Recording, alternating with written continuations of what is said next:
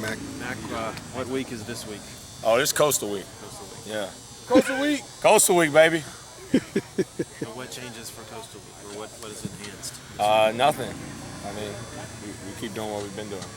Keep working hard in practice. Keep doing the little things that have kept us winning. So nothing changed. How gratifying is it when you get on a roll like this and you realize that the little things that you're doing, the details that you're being attended to, are paying off on Saturdays for you? I guess it was gratifying the first couple weeks when you realize, the coaches aren't making up, that you got to do the little things. But by now, the guys have learned that the little things are what make you a championship team and what make you a winner. So the little things are just something that we automatically do now.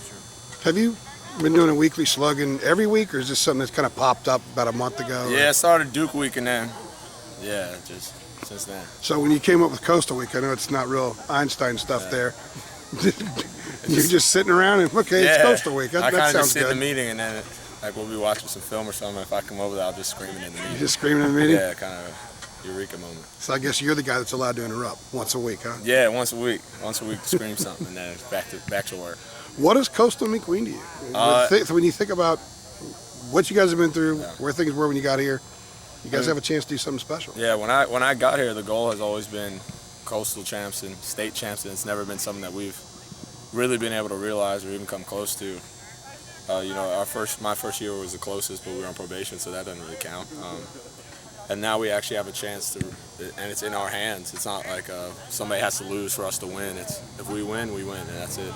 So it's a great feeling to have it in your hands and know that whatever you do is what's going to decide your fate. How is this team kind of digesting the emotional component for Virginia Tech playing in Frank Beamer's last game? Oh, I don't know. It's not my last game. So I don't really know their perspective of it, so I can't really tell you. Is that something you have to address at all? It will be a hyped environment. It always is up there. Oh yeah, I mean I've played in hype games before, and all the guys have. So I don't know. I've never played in a game with the coach's his last game, so I don't know how that environment really is. So I can't really find out. So yeah, we'll find out, I guess. Does the loud crowd give you some extra energy when you're going on the road? Yeah, I love loud crowds. Clemson was one of my favorite stadiums up until this year, versus Duke, when it was loud. I love when it's loud. It's more fun. Kind of weird that this is only your third true road game this year. Yeah, it's real weird. Because we'll wear suits every week to home games, and it seems like we've been wearing suits every week. And the last time we wore, our jumpsuits was, I think, Pitt, and then before that was, I don't even know who, Mid. Yeah, there we go. Kind of an odd schedule. Yeah.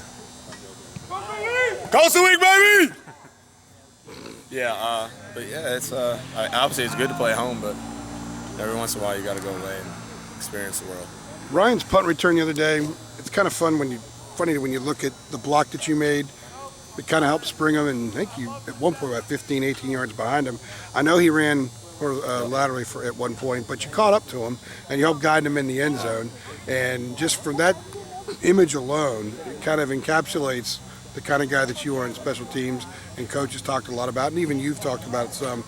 He said you're even better this year in special teams than you were last year, and it's the fact that you're doing things that don't touch the ball. Even though you're a skill guy, you're doing these things at special teams that are football player things. Just talk about that, the fact that you embrace some of the dirty stuff that you have to do out there. Yeah, I mean, I love special teams. Everybody knows it if you've talked to me about it. If I ever get hurt or something like that, I'll step off offense before I step off special teams, just because that's something that's got me on the field. It's my roots basically. And on Ryan's punt return, it's something that we've just had a connection on, because I've always been on the unit while he's been on the unit. And as soon as he stepped upfield after I made my block, I knew he was coming back outside, just because I've played with him long enough. So that's why I just immediately took off to that corner, because I knew he was coming that way. And I'm 5-10 yards ahead, and then he's right behind me, because I knew it was coming. So that's just the chemistry that we have, being on the same unit together. And I bring that same thing to kickoff. The longer I'm on something, the better I get. Just as anybody, the experience helps, and you learn how the tricks where you can make a block go this way, you can make somebody go this way when they think they're open, but really they're not. They think they're gonna make the tackle, but really they're not, because you're right in their hip. So just years of experience that have helped me a lot.